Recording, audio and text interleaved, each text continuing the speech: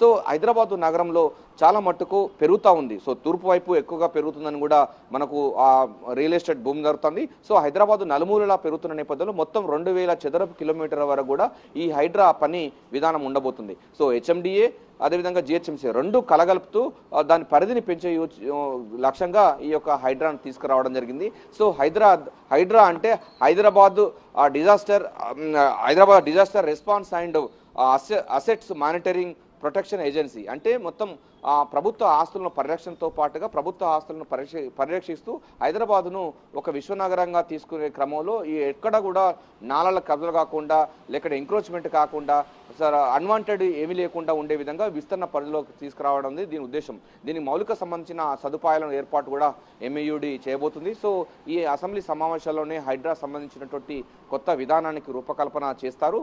So దాని పని విధానం కూడా మొత్తం మార్గదర్శకాలు రూపొందిస్తాయి. ప్రస్తుతం అయితే గవర్నింగ్ బాడీ అదేవిధంగా అధికారుల బాడీ అయితే ఏర్పాటు చేయడం జరిగింది. సో దీనికి సంబంధించిన విధి విధానాలు చేసి హైదరాబాద్ను ఔటర్ రింగ్ రోడ్ వరకు పెంచేందుకు గల కారణాలు ఏంటో కూడా ముఖ్యమంత్రి రేవంత్ రెడ్డి అసెంబ్లీ వేదిక ప్రజలకు తెలియజేస్తున్నారు. ఎందుకంటే ఔటర్ రింగ్ రోడ్ అవతల మనకు పారిశ్రామిక సంబంధించినటువంటి క్లస్టర్ను కూడా ఏర్పాటు చేయాలనే యోచనలో ప్రభుత్వం ఉంది. సో హైదరాబాద్ అన్నది ఒక మంచి ప్లేస్, ఇది మంచి ప్రపంచ స్థాయి గుర్తింపు ఉన్నటువంటి ఈ యొక్క విశ్వనగరాన్ని మరింత అభివృద్ధి చెందే లక్ష్యంగా ఒక మణిహారంగా తీసుకొచ్చే లక్ష్యంగా దీని పూర్తి స్థాయిలో కూడా ప్రపంచం గర్వించదగ్గ విధంగా హైదరాబాద్ నగరాన్ని తీర్చిదిద్దే క్రమంలోనే ఈ హైడ్రాను తీసుకువస్తున్నారు. అందుకంటే ముఖ్యమంత్రి దానికి చైర్మన్గా ఉంటారు కనుక డెఫినెట్గా ఆయనకున్న ఆలోచన మేరకు అంటే మనకి ఇప్పుడు మూసీ నది ప్రక్షాళన సంబంధించింది, మూసీ నది రివర్ మేనేజ్మెంట్ కూడా ఉంటుంది. సో థేమ్స్ నది తరహాలోనే హైదరాబాద్లో మూసీ నది పరివాహక ప్రాంతాలంతా కూడా ఒక ఎకనామిక్ జోన్గా చేసేసి దాన్ని పర్యాటక రంగానిగా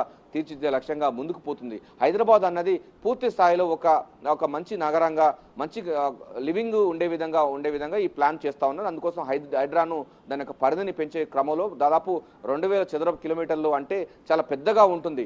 సో అర్బన్ తెలంగాణ మొత్తం కూడా ఈ హైడ్రాలో కిందికి వస్తుంది. ఎందుకంటే 60 వరకు కూడా మున్సిపాలిటీస్ కూడా దీనిలో మెర్జ్ అవుతాయి. సో ఏజెన్సీస్ ఉంటాయి, సో అధికారులు ఉంటారు, ఉమ్మడి సంబంధించినటువంటి మంత్రులు, హైదరాబాద్ సంబంధించిన మంత్రులు, జిహెచ్ఎంసీ కమిషనరు, డీజీపీ, అదేవిధంగా సిఎస్. సో వీళ్ళు అందరూ ఇన్వాల్వ్మెంట్ అవుతారు. అంటే ఒక రకంగా చెప్పాలంటే తెలంగాణ సంబంధించినటువంటి 1/4 సంబంధించినటువంటి అంశాన్ని కూడా ఇక్కడ కేంద్రీకృతమవుతున్నటువంటి పరిస్థితి నేపథ్యంలో దీన్ని ఒక విశ్వనగరంగా తీసుకొచ్చే లక్ష్యంగా ముఖ్యమంత్రి రేవంత్ రెడ్డి తనకున్న ఆలోచన విధానం ప్రకారంగా హైదరాబాద్ నగరాన్ని మరింత అభివృద్ధి చెందే లక్ష్యంగా హైడ్రాను తీసుకువస్తున్నారు. సో ఈ అసెంబ్లీ సమావేశాల్లో పూర్తి స్థాయిలో ఉండబోతుంది.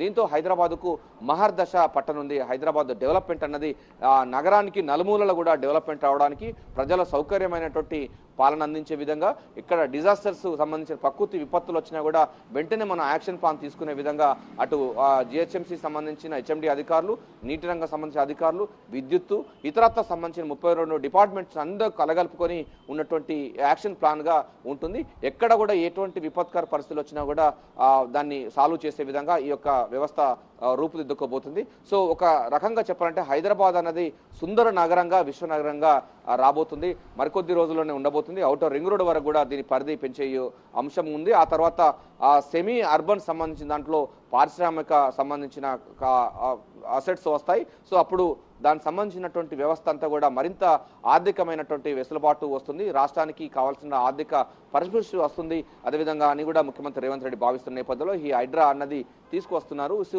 ఈ అసెంబ్లీ సమావేశంలోనే దీనికి రూపకల్పన చేసి దీని యొక్క విధి విధానాలను ఖరారు చేసి ఏం చేస్తుంది, ఈ హైదరాబాద్ నగరానికి ఉన్నటువంటి మణిహారంగా ఈ ఔటర్ రింగ్ రోడ్డు పరిసర ప్రాంతాలు ఎట్లా అభివృద్ధి చెందాయి, ప్రభుత్వ ఆస్తులను ఎట్లా పరిరక్షించుకోగలుగుతారు, నాలను ఎట్లా పరిరక్షిస్తుంటారు, అదేవిధంగా అన్వాంటెడ్ సంబంధించిన హోర్డింగ్స్ కానీ చెరువుల కబ్జాలు కానీ వీటన్నిటి కూడా అరికట్టేందుకు అను మొత్తం హైడ్రాకు పూర్తి అధికారాలు ఇచ్చేందుకు ఉన్నారు. సో హైడ్రా సంబంధించినటువంటి దానికి మానిటరింగ్ గవర్నింగ్ బాడీకి చైర్మన్గా ముఖ్యమంత్రి ఉంటారు, ముఖ్యమంత్రి రేవంత్ రెడ్డి. ఆ తర్వాత మరో సంబంధించిన సబ్ కమిటీకి హైదరాబాద్ సంబంధించినటువంటి హైడ్రా సంబంధించిన కన్వీనర్గా రంగనాథ్ ఉండే అవకాశం ఉంది. అది కూడా ఈ రోజు రేపు ఒక పూర్తి స్థాయిలో ఒక జీవో వచ్చే అవకాశం అయితే కనబడుతుంది. సో అధికారుల కమిటీ ఒకటి, అదేవిధంగా ముఖ్యమంత్రి సంబంధించినటువంటి నాయకుల కమిటీ మరొకటి, ఈ రెండు కూడా మిళితం చేసుకుంటూ హైదరాబాద్ విశ్వనగరంగా చేసేందుకు మౌలిక సదుపాయాల కల్పన ఇతరత్ర సంబంధించిన అంశాలపైన కూడా పూర్తి స్థాయిలో హైడ్రా పనిచేసే అవకాశం అయితే కనబడుతుంది. హైదరాబాద్ అన్నది విశ్వనగరంగా మరికొద్ది రోజుల్లోనే మారబోతుంది. Sartaj. Right, thank you Sadiq.